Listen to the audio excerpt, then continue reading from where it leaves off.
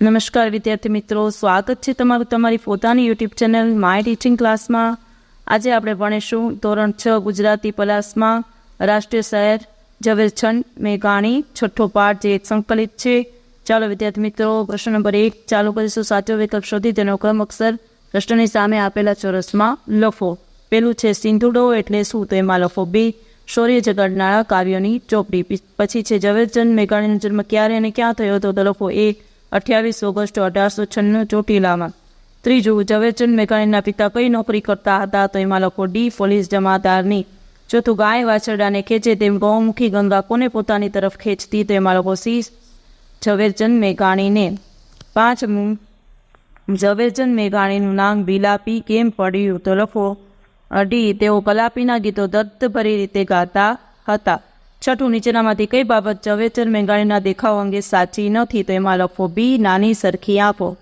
સાતમું, ઝવેરચંદ મેઘાણીની સૌથી વધુ પ્રસિદ્ધ રચના કઈ છે, તેમાં લખો C, સૌરાષ્ટ્રની રસધાર। આઠમું, ઝવેરચંદ મેઘાણીને કોણે પોણી રાત જાગીને ગીતો સંભળાવ્યા, તો એમાં લખો A, ઢેલીબહેને। નવમું, ઝવેરચંદ મેઘાણીએ વર્ણવેલા પાત્રમાં નીચેનામાંથી કોનો સમાવેશ થતો નથી, તેમાં લખો B, આપા ગીગા। અને 10મું, કોણ ઝવેરચંદ મેઘાણીને મિત્રભાવે કહેતા કે કયામતના દિવસે તમારી ભૂલ પડશે ત્યારે ક્યાં ગયો પેલો લોક સાહિત્યવાળો એમ પડશે, તો એમાં લખો A, ઉમાશંકર જોશી। પ્રશ્ન નંબર 2 છે યોગ્ય વિકલ્પ પસંદ કરી ખાલી જગ્યા પૂરો। પહેલી ખાલી જગ્યામાં લખો અહિંસક, બીજીમાં લખો પહાડ, ત્રીજીમાં લખો વઢવાણ અને ચોથીમાં લખો બગસરા। પાંચમીમાં લખો ભાવનગર, છઠ્ઠીમાં લખો લોકગીત અને સાતમીમાં લખો વીરબાઈ। ચાલો વિદ્યાર્થી મિત્રો, પ્રશ્ન નંબર 3 છે ખરા ખોટા વિધાનો જણાવો। જો વિદ્યાર્થી મિત્રો જોઈ શકો છો, પહેલું લખો સાચું, બીજું લખો સાચું, ત્રીજું લખો સાચું, ચોથું સાચું, પાંચમું સાચું, છઠ્ઠું ખોટું, સાતમું સાચું અને આઠમું ખોટું। જો વિદ્યાર્થી મિત્રો બધા તમે ખરા ખોટા છે એ તમને ફરીથી દેખાડી દઉં, તમે તમારી રીતે લખી શકો છો। હવે પછીનો પ્રશ્ન કરીએ, ઘટનાક્રમ યોગ્ય રીતે ગોઠવવા સાચો ક્રમ લખો। ચાલો લખો, નંબર આપી દઈએ 1, 3, 6, 5, 6, 2, 4 અને 7। જોઈ શકો છો વિદ્યાર્થી મિત્રો। હવે છે 5મો પ્રશ્ન, ઘટના તેમજ સાલવારી આપ્યા છે તો યોગ્ય રીતે ગોઠવો। પહેલાના સામે F, બીજામાં E, ત્રીજામાં D, બીજામાં C અને પાંચમામાં B। પ્રશ્ન નંબર 6 છે નીચેના પ્રશ્નોના એક એક વાક્યમાં ઉત્તર લખો। પહેલું, મારે ઘેર આવજે મેઘાણી પાઠમાં કઈ વાત વાયુ વેગે પ્રસરી ગઈ, તો લખો મારે ઘેર આવજે મેઘાણી પાઠમાં એ સિંધુડો જપ્ત થયો આ વાત વાયુ વેગે પ્રસરી ગઈ। બીજું, લોકોમાં દેશભક્તિનો પાનો કોને ચડાવેલો ક્યારે, તો લખો ઈસવીસન 1930ના સત્યાગ્રહના આંદોલનમાં સિંધુડો એ લોકોમાં દેશભક્તિનો પાનો ચઢાવેલો। ત્રીજું લખો, સિંધુડો પરદેશી સરકારે શા માટે જપ્ત કર્યો, તો લખો સિંધુડોએ લોકોમાં દેશભક્તિનો પારો ચઢાવેલો, તેથી સિંધુડો પરદેશી સરકારે જપ્ત કર્યો।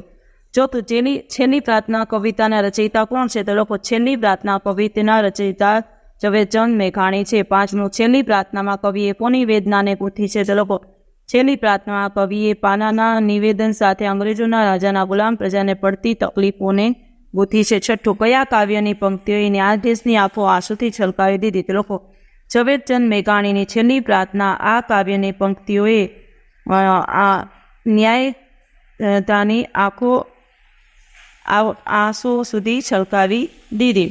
સાતમું, ઝવેરચંદ મેઘાણીના માતા પિતાના નામ શા હતા, તો લખો ઝવેરચંદ મેઘાણીના માતાનું નામ ધોનીબાઈ અને પિતાનું નામ કાળીદાસ હતું। આઠમું, ઝવેરચંદ મેઘાણીના બાળપણના સંગી કોણ હતા, તો એમાં લખો ઝવેરચંદ મેઘાણીના બાળપણના સંગી લાખાપાદરના પહાડ ભેદતી નદીઓના ઊંડા ધરા અને ત્યાંને ડુંગરની બખોલો હતી। 9, બગસરામાં હતા ત્યારે મેઘાણીની પ્રકૃતિ કેવી હતી, તો લખો બગસરામાં હતા ત્યારે મેઘાણીની પ્રકૃતિ શરમાળ અને ઓછા બોલા હતા। 10મું, મેઘાણીની પહેલી પદ્ય રચના કોના વિશેની હતી, તો લખો મેઘાણીની પહેલી પદ્ય રચનાને ગઢવંશના વેલાજીના પૂર્વ વિશેની હતી। 11મું, મેઘાણીએ એજ્યુકેશન કયા વિષય સાથે પાસ કર્યું, તો લખો મેઘાણીએ ઈસવીસન 1916માં અંગ્રેજી સંસ્કૃતિ વિષયો સાથે એજ્યુકેશન પાસ કરી। 12 મેઘાણીએ પોતાનું જીવન કાર્ય શામાં દેખાય છે? લખો ભંડારા દરબારે સોરઠી બહાર વટ્યા અને સંતોની વાત કરી આ મેઘાણીએ પોતાનું જીવન કાર્ય દેખાયું. 13 મેઘાણીએ કોને કોને મળીને લોકગીતો ભેગા કર્યા? તો લખો મેઘાણીએ ચારણો, બારટો, ભરવાડો, ભજનિકો, કાઠીઓ, રાવણ હથ્થા, ભરથરીનો, કરડી દાદી, માસી તેમણે ગ્રહિણી અને મળીને લોકગીતો ભેગા કર્યા.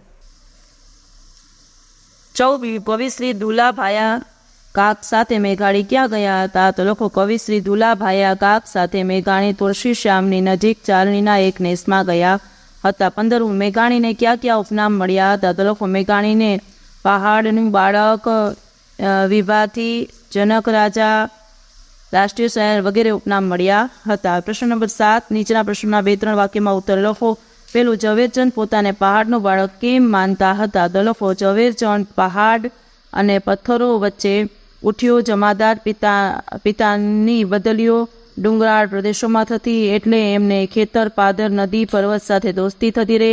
પહાડ ભેટતી નદીઓ, એના ઊંડા ધરાને ડુંગરની બખોલો તેમના બાળપણના સંગી હતા, તેથી પોતાને પહાડનું બાળક માનતા હતા. બીજું, ઝવેરચંદ વેકેશનમાં લાખાપાદર શા માટે પહોંચી જતા? તો લખો જેમ ગાય વાછરડોને ખેરી એમ લાંબા પાર થાણું એની ઊંચી ભેકડો, વસનો વોકડો, ઘૂંટો તાણીને વહેતી ગોમુખી ગંગા, ડુંગરની બખોલોને પહાડ વહેતી નદીઓના ધરા ઝવેરચંદને ખેંચતા હતા. બાળપણના એ સંગીતને મળવા વેકેશનમાં ઝવેરચંદ લાખાપાદર પહોંચી જતા. 3, બગસરામાં મેઘાણીને શાના પાઠ શીખવા મળ્યા? તો લખો બગસરાની મિડલ સ્કૂલમાં મેઘાણી પ્રથમ નંબરે રહેતા, પ્રાર્થના પોતે જ ગવડાવતા. જેનોની પાઠશાળામાં ધર્મગુરુ કે દાતા આવે તો મેઘાણી જ કવિતા અને સ્તનો ગાતા. આ સમયમાં જ મેઘાણીની રચેલી પદ્ય રચના વિદ્યાર્થી સંઘે સમૂહમાં જ ગઈ હતી. આમ બગસરામાં મેઘાણીને કાવ્ય અને કાવ્ય રચના કરવામાં પાઠ મળ્યા હતા. 4, લોક સાહિત્ય એકઠું કરવામાં મેઘાણીને કઈ કઈ તકલીફો પડી હતી? તો લોકો લોક સાહિત્ય એકઠું કરવામાં મેઘાણીને આ પ્રમાણેની તકલીફ પડી. એ વખતે વાહન વ્યવહારની પૂરતી સગવડ નહોતી. ગામડે ફોડા કે ઊંટ પર બેસીને ફરીને કથાઓ, ગીતો એકઠા કરવાનું કામ મુશ્કેલ હતું. ભોજન વગેરેની સગવડ પણ મળતી ન હતી. ની રેકોર્ડિંગની સગવડ પણ ન હતી. લોકો પાસેથી માહિતી ન મળે તો ફેર પડતો. 8, પારણાપો સિંધુડાના સજ્જકને 2 વર્ષની સજા ફટકારવામાં આવી, કારણ કે તે લોકો રાજ અંગ્રેજોનું હતું. એમની સામેના સત્યાગ્રહ આંદોલન ભાગરૂપે સિંધુડાના શૌર્ય જગાડનારા કાવ્યોએ અને એના સર્જકે લોકોના અહિંસક યુદ્ધની આગ ઊભી કરી. એ વધુ ન ફેલાય એ માટે અંગ્રેજ સરકારે રાજદ્રોહના આરોપસર સિંધુડાના સર્જકને 2 વર્ષની સજા ફટકારવામાં આવી. બીજું, ઝવેરચંદનો કાવ્ય રચનાનો શોખ વધતો જતો, કારણ કે તે લોકો ઝવેરચંદને ગાવા ગવડાવવાનો શોખ હતો. બગસરાની મિડલ સ્કૂલમાં એ પ્રાર્થના ગવડાવે, એ જૈનોની પાઠશાળામાં સ્તવનો ગાય, જેને જૈન ધર્મ પાસે એક શેઠ આવેલા. મેઘાણીએ એક પદ્ય રચના કરીને વિદ્યાર્થી સંઘે તે ગાવ્યા. ત્યાંથી ઝવેરચંદનો કાવ્ય રચનાને નો શોખ વધતો ગયો. બીજું, ઝવેરચંદના મિત્રએ એમને વિલાપી નામ આપ્યું, કારણ કે ઝવેરચંદ અમરેલીની હાઈસ્કૂલના ભણતા હતા ત્યારે અને કલામીના કાવ્યનો પરિચય થયો. કલાપીના કાવ્યો ઝવેરચંદ એટલા દર્દભરી રીતે ગાતા કે મિત્રોએ એમને વિલાપી નામ આપ્યું ને એમને પણ વિલાપી ઉપનામ સ્વીકારી લીધું. 4, કોલેજમાં ઝવેરચંદ તરફ સૌનું ધ્યાન ખેંચાતું, કારણ કે તે લોકો કોલેજના બેઠી દળીનું શરીર, ભીનું વાન અને ભિન્ન પોશાક, રચાત જેવી મોટી મૂંડી નિહાળતી, કોઈ ગંભીર વિચાર કરતી આંખો, ઉછેડિયાળા વાળ અને મર્દાન ગભરી ચાલતી ઝવેરચંદ સૌનું ધ્યાન ખેંચતું હતું. 5, મેઘાણી બારોટ ચારણ ગૃહિણીઓ પાસે લોક સાહિત્ય માટે જતા, કારણ કે લોકો કોલકાતાથી પાછા આવેલા પછી અડાણા દરબારે સોરઠી બહાર વટ્યા અને સંતોની વાતો કહી. આથી લોક સાહિત્ય એકઠું કરવામાં મેઘાણીને પોતાનું જીવન કાર્ય દેખાયું. પછીનો પ્રશ્ન 9 તમારી નોટબુકમાં લખવાનો છે અને 10મો પ્રશ્ન છે એ વાક્ય વાંચી આપેલ શબ્દના સાચા અર્થ સામે ખોટું કરો. ચાલો વિદ્યાર્થી મિત્રો, પ્રોત્સાહન આપો એમાં ખોટું કરો. પહેલાના સામે બીજામાં લોકો બળજબરીથી લેવું એમાં ખોટું કરો. અને ત્રીજામાં મૂલ્યવાન ભંડાર ખોલવો. આ તમે જોઈ શકો છો. ચોથામાં લખો આંસુ નીકળી આવવા, એમાં ખોટું કરો. ચલો પ્રશ્ન નંબર 11 છે. રેખાંકિત કરેલા શબ્દનો શું અર્થ થશે તે શોધી કૌંસમાંથી તે શબ્દ શોધો અને તેની નીચે લીટી કરો. ચાલો પહેલામાં લખો બુલંદ અવાજે, તેમાં લખો મોટા અવાજે. બીજામાં આવશે વિકરાળ, તો લખો ભયાનક. ત્રીજામાં લખો ખમીરવંતો, તો કે જોશીલો. ચોથામાં લખો આકાંક્ષા, તો કે તીવ્ર ઈચ્છા. પાંચમામાં લખો હાફોટા, તો કે ગુંગળું. ચાલો 12મો પ્રશ્ન છે. યોગ્ય વિકલ્પ પસંદ કરી ખાલી જગ્યામાં આપણે લખવાનું છે. પહેલામાં લખો ઠોસ, પહેલામાં લખો નેસ, બીજામાં લખો રોકોડ વેળા, ત્રીજામાં લખો હોકારા, ચોથામાં લખો ગોડકી, પાંચમામાં ડાંગ અને પછી સાવજ. ચાલો હવે છે યોગ્ય શબ્દ પસંદ કરી પાછી ખાલી જગ્યા. પહેલામાં લખો સંગીત, પછી રડ, પછી પદ્ય રચના અને પછી અંગ. હવે 14મો પ્રશ્ન. યોગ્ય વિરામચિહ્ન મૂકી વાક્ય ફરીથી લખો. જો વિદ્યાર્થી મિત્રો તમે જોઈ શકો છો ક્યાં ક્યાં વિરામચિહ્ન મૂકેલા છે, એ વાક્ય તમે જોઈને લખી શકો છો.